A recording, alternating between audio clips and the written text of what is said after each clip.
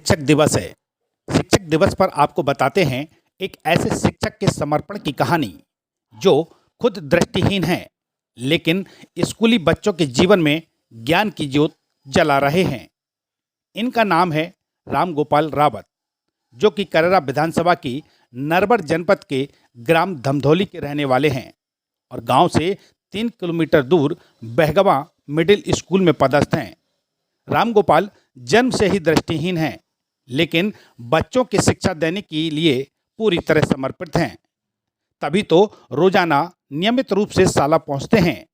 कोई छोड़ने वाला मिल गया तो ठीक, नहीं तो छड़ी के सहारे पैदल ही स्कूल आ जाते हैं। बच्चों को पढ़ाने के लिए उनके पास विशेष तरह की किताबें हैं, जिनसे वह अध्यापन कार्य कराते हैं। बच्चे और ग्रामीण भी अपने शिक्षक की जमकर तारीफ करते हैं। हमारे सर समाज विज्ञान, हिंदी, संस्कृत पढ़ाते हैं। उनके श्लोक याद करवाते हैं, उनके अर्थ कविताओं के अर्थ करवाते हैं।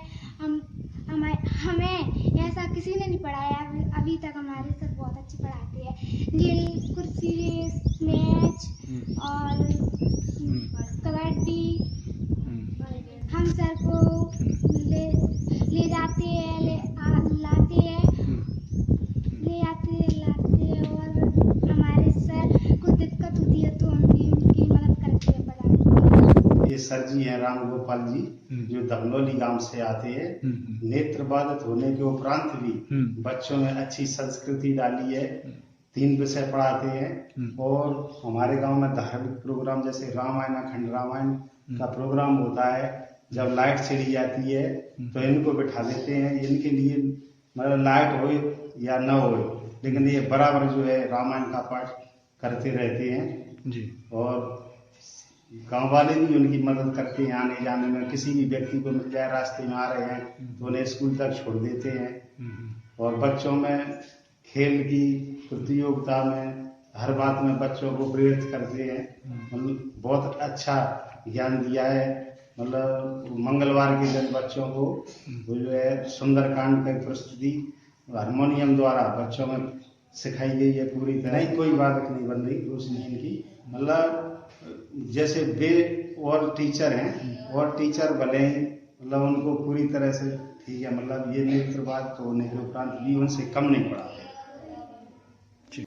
शिक्षक राम गोपाल रावत न केवल किताबी शिक्षा बच्चों को देते हैं, बल्कि धार्मिक ग्रंथों के बारे में भी बच्चों को बताते हैं। वह स्कूल में बच्चों के साथ सुंदरकांड का पाठ करते हैं। सुंदरकांड का पाठ भी हारमोनियम के साथ होता है। बच्चों को भी सुंदरकांड कंठस्थ याद हो गया है। शिक्षक राम गोपाल के पास रामचरितमानस भी ब्रेल पद्धति में है। स्कूल के समय के अलावा यदि कहीं रामायण पाठ में उन्हें कोई बुलाता है तो राम गोपाल वहाँ भी रामायण पाठ करने जाते हैं। इतना ही नहीं, राम गोपाल दृष्टिहीन होने के बाद एंड्रॉयड मोबाइल भी चलाते हैं। किसी व्यक्ति को कैसे नंबर डायल करना है, मोबाइल में सेव नंबरों को कैसे निकालना है, इसके लिए उन्होंने विशेष सॉफ्टवेयर डलवाया है। राम गोपाल मोबाइल पर यूट्यूब के जरिए भजन और गीत भी सुनते हैं। 1998 से पदस्थ हूँ और बराबर बच्चों को पढ़ा रहा हूँ। पढ़ाने की विधि है मेरे पास ब्रेल में किताब हैं, जैसे संस्कृत और हिंदी और सामाजिक विज्ञान। तीनों कक्षाओं में मेरा यही विषय है। और मैं ये सोचता हूँ कि जहां तक हो सके आसपास का परिवेश लेकर के और गतिविधि के माध्यम से बच्चों को पढ़ना सिखाता हूँ। उनके मन में बैठ जाता है तब मैं आगे बढ़ता हूँ जी। ये पढ़ाने की विधि है। मेरी ब्रेल की किताबों से उंगली पे रखता रहता हूँ, वही उसमें भी लिखा है, वही मेरे में लिखा है जी। व्याकरण को भी बदलता नहीं है, वो एक जैसा ही रहता है। दूसरा एक पढ़ाने का मेरा तरीका है समूह में। जो कमजोर बच्चे आते हैं तो एक मेरे पास है हिंदी ब्रेल वर्णमाला। इसमें बच्चे सामान्य में भी लिखा है और मेरे में भी लिखा है ब्रेल में। तो उसमें दृष्टि बाधित दृष्टिहीन को पढ़ा सकता है, दृष्टिहीन दृष्टि बाधित को पढ़ा सकता है। वो गतिविधि है, उसमें चित्र भी बने और वो अक्षर भी लिखे हैं, सामान्य में भी लिखे और ब्रेल में भी लिखे हैं। ब्रेल ऐसे करते हैं मैं एक म्यूजिकल चेयर खिलाता हूँ, कुर्सी या गुम्मा रख लेते हैं। जैसे कुछ बच्चे 9 गुम्मा रख दिए तो 8 बच्चों को खिला लिया, तो म्यूजिक दे देता हूँ हारमोनियम के माध्यम से। जहाँ म्यूजिक बंद हो जाता है तो अपने अपनी कुर्सी या अपने अपने स्थान पर बच्चे नियत पे आ जाते हैं, गुम्मा पे भी एक रह जाता है तो एक ऐसे आउट हो जाता है। सबसे पहले बात बता रहा हूँ, प्रत्येक शनिवार को हमारे यहाँ लेखन प्रतियोगिता होती है।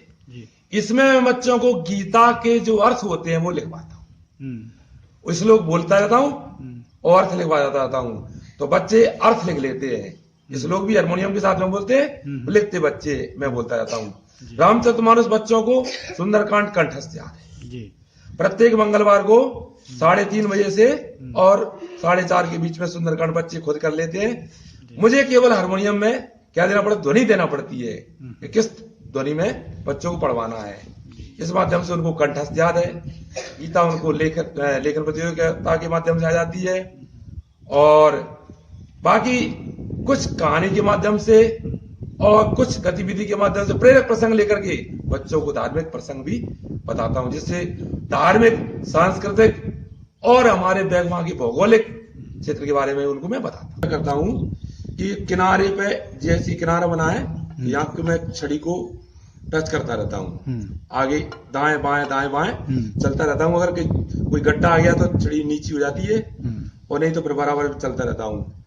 तो कभी बाई चांस रोड पे आगे आ गया तो ये छड़ी ठोस जगह पे अलग आवाज आती है और कोमल जगह पे कम आवाज आती है, तो किनारा पकड़ के मैं उसके माध्यम, छड़ी के माध्यम से आ जाता हूँ। स्कूल पर आने में, विद्यालय में आने वाले में क्या होता है, नीची जगह पड़ जाती है, एकदम से मोड़ पड़ जाता है, तो मैं यहाँ से धीरे धीरे उसके सारे छड़ी के सारे मुड़ जाता हूँ और आ जाता हूँ। कभी कभी हमारे बच्चे भी काफी, जब बच्चों में धार्मिक भावना है, सांस्कृतिक भावना है, तो हमारा रहन सहन बच्चों का है, तो बच्चे भी घुल मिल गए हैं। उन्होंने देखा कि सर जी आ रहे हैं तो रोड पे भी लेने पहुंच जाते हैं। इतनी हमारे गांव में भी और बच्चों में भी सहानुभूति है।